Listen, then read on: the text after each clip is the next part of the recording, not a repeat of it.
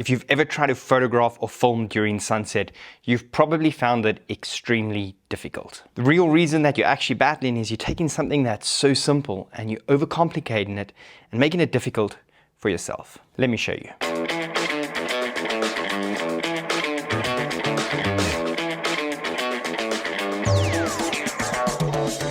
God bless, we're breaking these runs. Life too short to play it on speed run. Only get one, no option to rerun. Where Babylon goes, who high to reach some. Go!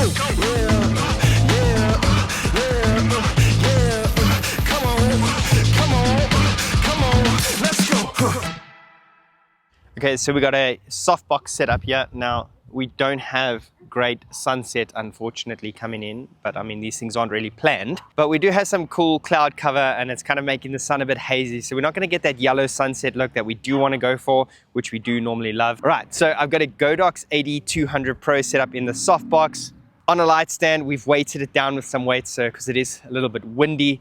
And what I'm gonna do is I'm gonna just switch the flash off from the beginning. Best way to do it, most people switch the flash on, they get lost in their settings, get super complicated, and they don't know what they do. So first things first, we're gonna go down to 1.4, we're gonna blur the background out quite nicely, and then I am gonna switch my ISO to 100, which is the lowest ISO that you can go on this camera. It is native ISO, which means that's where the most dynamic range is. Shift up a little that way, there we go.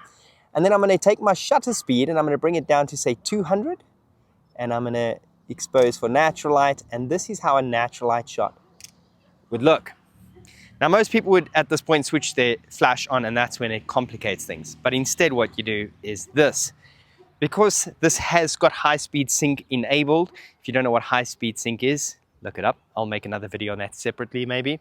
But this has got high-speed sync, so I can take my shutter speed to whatever I want to. So there's no limit to 1/200 or 1/250 like Canons and Nikons. So what I'm gonna do now is I'm gonna take my shutter speed and I'm gonna crank it all the way up to, let's say that is at 2000, and now I'm looking at the background. I'll take that up to say 2500. So now I'm getting more dynamic range out of the background, and if the sun was super yellow right now, we'd get the most out of the sun. Step that way a little bit, just a bit. All right, so now we're gonna get the most out of the sun that we can. Right, let's do that again, and there we go, 2500. Now I'm gonna switch the flash on. Now, because I do know this flash is quite powerful, I'm going to start at a quarter power, 1/4. So here we go. Flash is on. Take the exact same shot, same settings. And that's what you got. Super simple. Nailed it first time. Now, usually if you need more flash power, just lift it up to half power, full power. If it's too bright, just take it down a notch. So look over towards the light for me. Just keep your nose towards the light. Give me one sec. I'm struggling with the focus. Yeah, there we go. Beautiful. Love that. Magic. Wow, I'm just going to keep going. And what's really nice about this now is you can kind of just keep shooting and the light always stays the same for the time being until the sun actually starts to really set. All you have to do is when it gets really, really dark and your whole shot looks too dark, you can start dragging your shutter slowly down. But for now, we are good to go. This is going to be very pretty. Love that. I'm going to lift the shutter up one more click to 3200. Beautiful. Hold that just there. Trying to get just focus on her eye. Struggling because the sun's right behind her now. That is one thing that you will struggle with in sunset shots. Come on. Is finding contrast. So this one might not be exactly in focus, but there we go. Beautiful. Now, before we get into doing this with video, there are a few small issues you may run into that you might want to remember. If you've exposed for your background, making the image dark, and you've added flash, and your flash is at full power and you cannot get the correct exposure on the subject, that means your flash is not powerful enough. You may need to buy a stronger flash. Keeping in mind that a flash can also not pulse over and over and over at full power. This is called recycle time. Some flashes are able to power themselves at full power more consecutively than others, whereas others may need 3 seconds to 10 seconds in between full power shots. So just keep that in mind. Tell them about today's sponsor. Yeah, okay, cool. Come show them. It's pretty cool though. Just hear him out. Yeah, okay, I'll do it. What's up?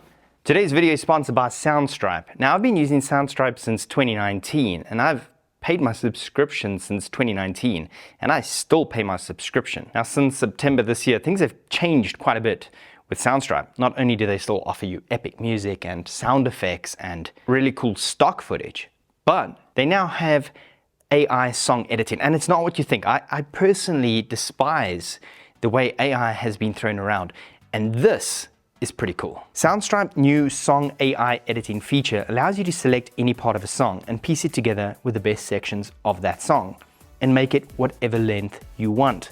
Without any issues, the beat syncs, the transitions are flawless.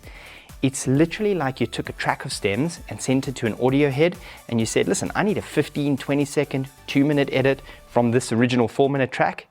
And it's done like that. Thanks to Soundstripe and me, not this other guy, I've managed to organize you 10% off your subscription if you use the link in the description below. And that's how I made the song that's running in the backtrack of this ad segment. Took me literally a few seconds. Are you done? Just let them watch a tutorial, man. Yeah, okay. Back to the tutorial. All right, so the next step is to do this on video. Now, doing it on video when you've got a nice powerful light is a Nanlite FC500. The light is kind of dipping and we don't need lots of power, but I'm going to show you how to do this. It's a lot simpler when you see it this way as opposed to doing it on photos. Check this out. All right, so the settings here are 1.4 on the f-stop, shutter speed 1/50 and ISO 400. So to make the image dark and bring out the sunset, we're going to turn the variable ND on the front.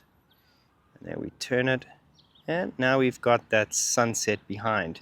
Now obviously if the sun was brighter, this would have looked a lot better, but we are pulling that color out in the sky.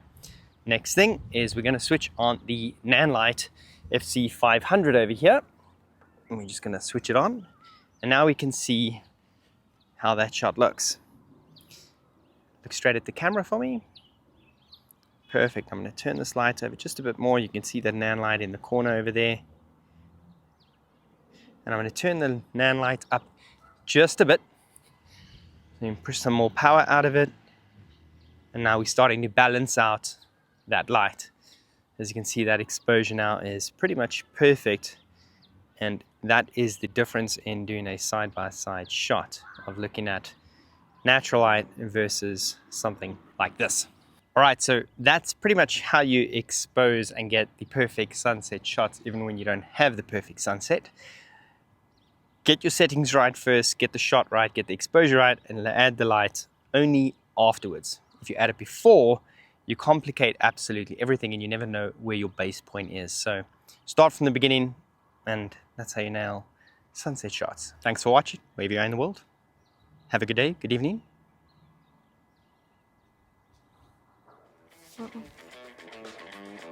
You do.